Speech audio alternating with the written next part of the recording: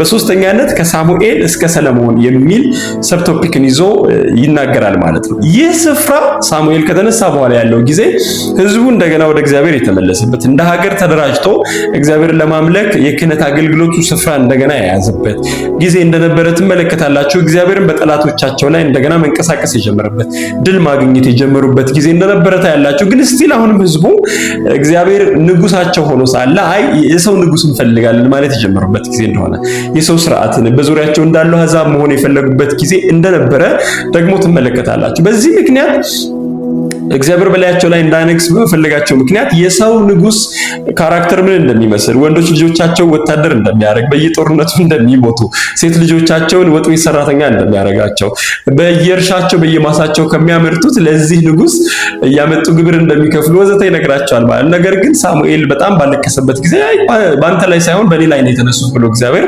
እንዴት የአሕዛብ እንዳላቸው አይነት ንጉሳዊ ስርዓት በመፈለጋቸው እግዚአብሔር እንዳዘነግን የሚፈልጉትን ንጉስ ቁመቱ፣ ትከሻው ወዘተ ያማረ ሳኦል የሚባል ሰው እንዳመጣ ግን እግዚአብሔርን ባለማወቁ ምክንያት፣ እግዚአብሔርን በራሱ ላይ ባለማንገሱ ምክንያት፣ ይህ ሰው በትዕቢቱ ባለመታዘዙ ምክንያት ለሱም ለህዝቡ ምን አይነት ውድቀት እንደነበረ ትመለከታላችሁ።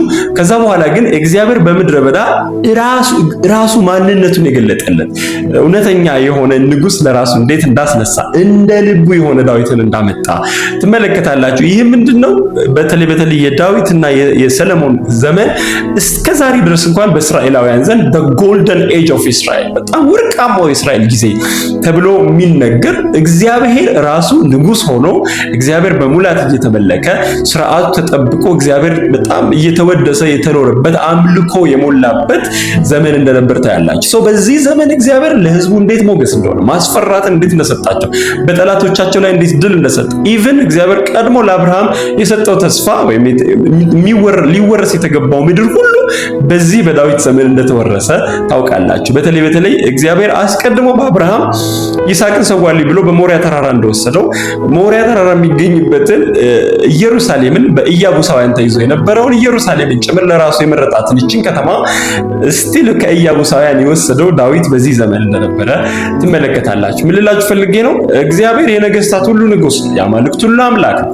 ስለዚህ እሱን የሚያመልክ ህዝብ፣ እሱን የሚያመልክ ኢንቫይሮንመንት፣ እሱን የሚያመልክ አገር ኔሽን ባለበት ሁኔታ ውስጥ እግዚአብሔር እንዴት ለህዝቡ ሰላምን እንደሚሰጥ፣ በረከትን እንደሚባርክ፣ እንዴት ረፍትን እንደሚሰጥ፣ ደስታ በዛ ህዝብ መካከል እንዴት እንደሚኖር፣ ጥፋትን፣ መገዳደልን፣ ሞትን፣ የገሃነም ደጆችን እንዴት እንደሚዘጋ ታያላችሁ ማለት ነው። በዚህ ዘመን ዳዊት በርካታ ጦርነቶችን አድርጎ አንድም ጊዜ ያልተሸነፈ እንደነበረ፣ ደግሞ ለሱ ብቻ ሳይሆን ለልጁ ለሰለሞን የተረፈ ሀብትን፣ ብልጽግናን፣ እግዚአብሔርን መውደድን እንዴት ለህዝቡ እንዳስተላለፈ፣ በእነዚህ ዘመናት ውስጥ እግዚአብሔር እንዴት ህዝቡን ፕሮስፐር እንዲያደርግ እንዳደረገ፣ ሰላምን እንዴት እንዳበዛላችሁ፣ በተለይ በሰለሞን ዘመን እንዴት ርፍ ያለ እንደነበር እስራኤል ትመለከታላችሁ ማለት ነው። እሱ ብቻ ደግሞ አይደለም፣ በብልጽግና ደረጃ ወርቅ እና ብር እንኳን የማይቆጠርበት ጊዜ እንደነበረ ታያላችሁ ማለት ነው። እግዚአብሔር ከሴሎ ከማደሪያ ድንኳን ከዳዊት ድንኳን ወጥቶ መቅደስ ተሰርቶለት ፕሮፐርሊ የተመለከ የነበረበት፣ ካህናት ስፍራቸውን ይዘው፣ ሌዋውያን ስፍራቸውን ይዘው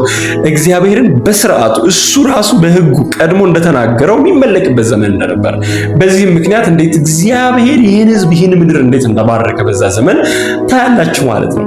ይህ ለዛሬ ለኛ ለትምህርታችን የሚሆነው በዚህ መጽሐፍ ዳሰሳ ላይ በዚህ መጽሐፍ ውስጥ ሜንሽን ያደረኩት ነገር ምንም እንኳን በርካታ ነገስታት በምድር ላይ ያሉ ቢሆንም ዋናው የኦራና ዘር ግን አንድ ሀገር አንድ ህዝብ የሚገዛው የሚተዳደረው በምድር ላይ ባሉት ሁለት ብቸኛ መንግስታት ነው ብያለሁ። ይሄው ምንድነው? ወይ በእግዚአብሔር መንግስት ወይ ደግሞ በዲያብሎስ መንግስት አገዛዝ ውስጥ ይሆናል። በየትኛው መንግስት እየተገዛ እንደሆነ የሚያሳየው ህዝቡ እያለፈ ያለበት ሁኔታ፣ በህዝቡ መካከል ያለው ሪሌሽንሺፕ፣ ሰላም፣ ደስታ ወይ ደግሞ መጠፋፋት፣ መገዳደል የሚባሉት ነገሮች ወይ በእግዚአብሔር መንግስት ላይ የተመሰረተ ወይ በዲያብሎስ መንግስት ላይ የተመሰረተ ህዝብ አወቃቀር፣ ካልቸር፣ መንግስት ወዘተ እንዳለ ያሳያል። ለዚህ ነው መጽሐፍ ቅዱሳችን ለመኳንንቶቻችሁ ለነገስታቶቻችሁ ጸልዩ ብሎ በተደጋጋሚ ነግረን የእግዚአብሔር መንግስት ኦቨርሻዶ ያደረገችው አስተዳደር፣ ህዝብ፣ ቤተ መንግስት ወዘተ እንዲኖር እግዚአብሔር ይፈልግ ስለነበረ ለራሳችን ጥቅም እግዚአብሔር የተናገረ እንደሆነ ታያላችሁ። በዚህ ዘመን ዳዊት ንጉሱን እግዚአብሔር በማረጉ ሰለሞንም እስከ መጨረሻው እስከ ሽምግልናው አካባቢ ድረስ ንጉሱ እግዚአብሔር እንዲሆን በማረጉ ምክንያት ሌላ አምላክ በዚህ ዘመን ስፍራ ስላልነበረው እግዚአብሔር እንዴት ህዝቡን እንደባረከ ትመለከታላችሁ። ከዚህ በፊት በነበረው የመሳፍንት ዘመን ላይ እንደነገርኳችሁ ወደ ሌሎች አማልክት ህዝቡ በሄዱ ጊዜ እግዚአብሔር እንዴት ህዝቡን ለጠላቶቻቸው አሳልፎ እንደሰጠ ያላችሁ። ዛሬም በዚህ ዘመን ያለ ትውልድ ገንዘብን ጣዖቱ አድርጓል፣ ዝናን ጣዖቱ አድርጓል።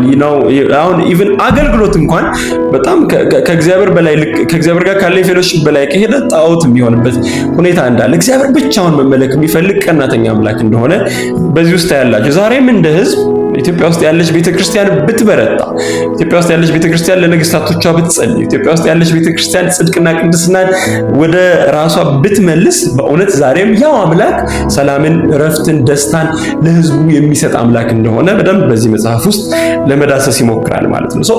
እንደነገርኳችሁ ከመጀመሪያው 2 ምዕራፍ እስከ መጨረሻው 2 ምዕራፍ ያለው በሙሉ የታድሶ የእግዚአብሔር መንገድ አደራረግ ነው ብያቸዋለሁ። ብዙ በዚህ መካከል ያለፍኳቸው ብዙ ትንንሽ ታድሶች አሉ። ትንንሽ የሚባለው ኮቴሽን ውስጥ ሆኖ ትንንሽ የሚባል ስለሌለ ማለት ነው።